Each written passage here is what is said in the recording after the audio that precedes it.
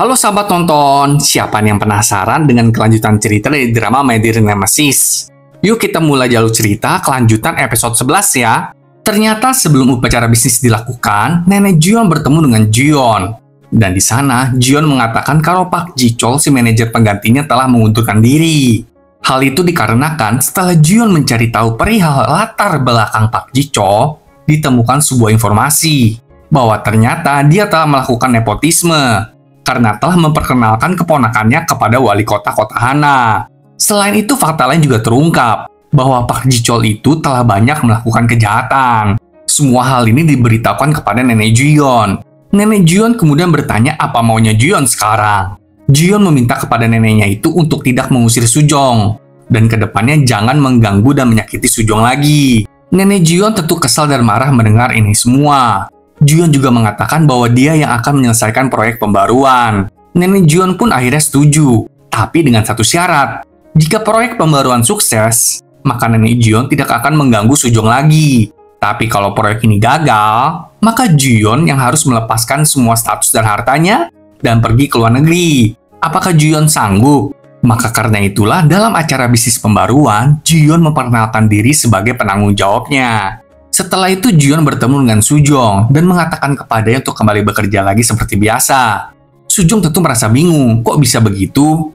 Jion mengatakan bahwa dia menggunakan kemampuannya untuk membuat hal ini terjadi. Jion juga memberitahu Sujong, tapi ini semua ada syaratnya loh, bahwa proyek pembaruan ini harus sukses. Karena kalau enggak, mereka berdua harus mengundurkan diri dari kantor. Tapi Jion merasa kalau syarat ini mudah, karena dia percaya pada kemampuan mereka berdua. Sujong pun tersenyum dan berkata bahwa nanti Nenek Jion pasti akan mengakui kemampuan Jion. Keesokan harinya di kantor, semua staf menyambut kembali kehadiran Sujong di kantor. Dan mereka bersemangat untuk kembali bekerja sama kembali sebagai satu tim. Tapi setelah Sujong kembali bekerja, hal ini tetap menjadi bahan gosipan para rekan kerja yang lain. Sujong pun secara tidak sengaja mendengar hal itu. Dan kemudian mengkonfrontasi mereka kalau dia adalah orang yang baik dalam bekerja. Jadi kenapa dia harus keluar karena skandal ini? Walaupun jadi bahan gosip satu kantor, tapi Sujong cuek dan gak peduli aja deh nanggepin mereka. Di tempat lain, Hajin melihat kembali postingan-postingan yang diberikan oleh Shinwon di Instagram untuk mendukung Hajin. Hal ini sepertinya membuat Hajin kepikiran sama Shinwon. Setelah hendak pulang kerja, Jion meminta bantuan Bukwon untuk terus membantunya sampai akhir. Dan saat itu, ternyata Sujong sedang menunggu Jion di parkiran. Dan hal itu menyebabkan perbedaan raut wajahnya Jion menjadi lebih happy. Dan hal ini dinotis sama Bukwon. Hal ini membuat Bukwon komplain ke Jion atas tindakannya yang berbeda. Tapi itu semua hanya candaannya Bukwon aja kok.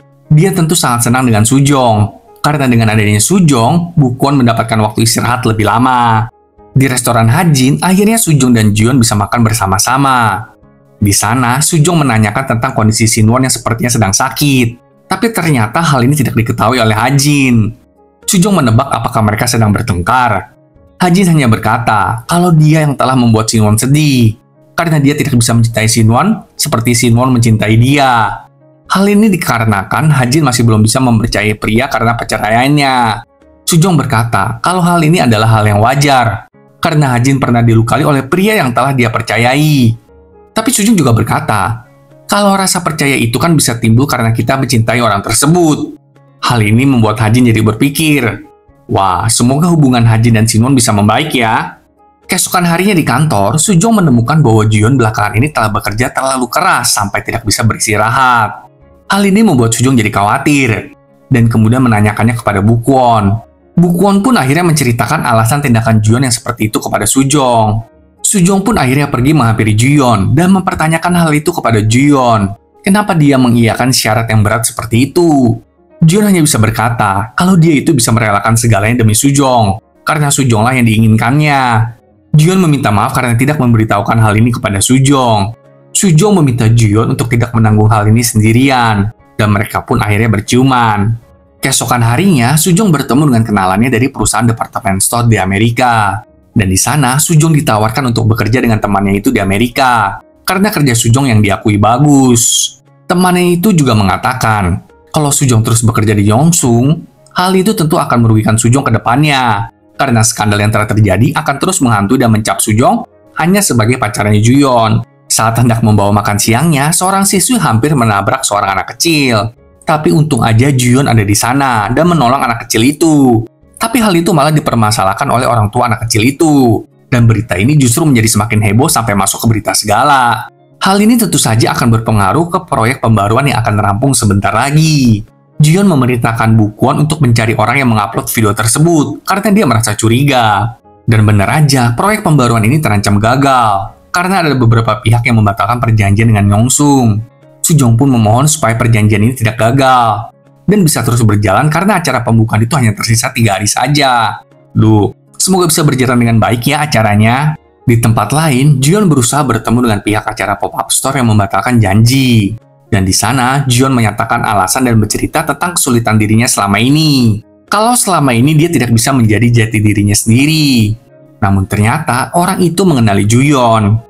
Kilas balik kita melihat bahwa Sujong sebelumnya berusaha untuk bertemu dengan penanggung jawab pop-up store. Dan di sana dia berusaha untuk membujuk si penanggung jawab pop-up store itu untuk tetap melaksanakan janji untuk tetap hadir di acara pembukaan proyek pembaruan. Balik ke masa sekarang, si penanggung jawab itu juga mengatakan bahwa apa yang dilakukan oleh Sujong ini karena cintanya dia ke Juyeon. Di tempat lain, Sujong menunggu Juyeon di tempat tinggalnya. Dan setelah Juyeon kembali, Juyeon memberitahukan bahwa pop-up store tetap akan berjalan dan meminta Sujong untuk tidak khawatir. Juyeon tapi merasa sedih karena dia merasa dia tidak bisa menjadi orang yang diandalkan sama Sujong. Sampai-sampai Sujong harus bekerja keras untuk membantunya. Tapi Sujong menenangkan Juyeon dan berkata kalau kita telah berjanji untuk saling mengandalkan satu sama lainnya agar tidak kesepian. Apa Juyeon sudah lupakan hal itu? Juyeon langsung memeluk Sujong dan berterima kasih kepadanya. Juyeon kemudian menerima telepon dari Bu Kwon. Bu Kwon mengatakan kalau dia sudah menemukan siapa yang mengupload video itu. Ternyata itu adalah Park Ji Chol yang mau membalas dendam kepada Juyeon. Tapi setelah itu, Sujong mendapatkan SMS dari temannya yang bekerja di Amerika dan hal ini diketahui oleh Juyeon. Keesokan harinya di kantor, semua kembali berjalan dengan baik dan proyek mereka pun akan kembali berjalan. Hal ini tentu saja membuat semua orang menjadi senang. Di tempat lain, Hajin menunggu Sinwon. Dan di sana, Hajin meminta maaf atas tindakannya yang berlebihan dan keterlaluan. Hajin juga meminta untuk terus kembali berpacaran.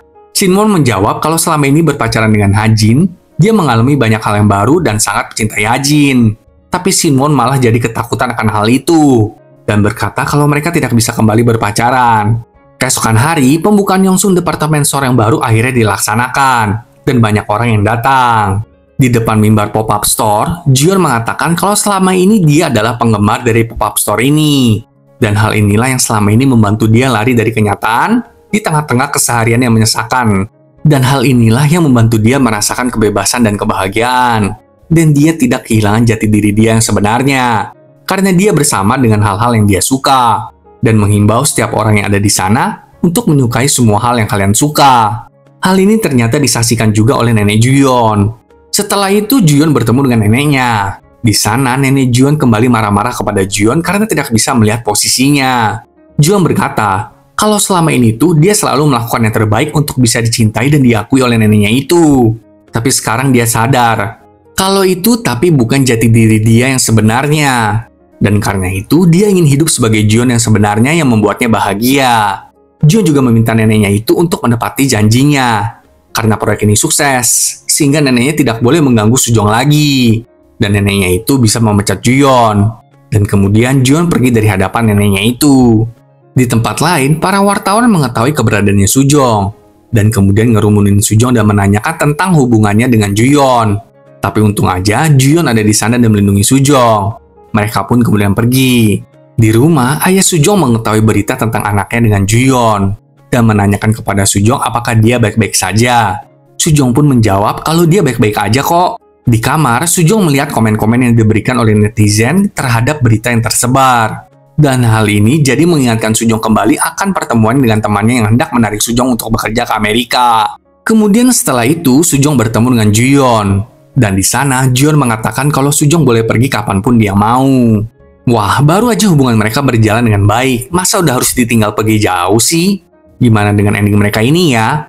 Saksikan kelanjutan episode terakhirnya besok ya sahabat nonton. Sampai jumpa.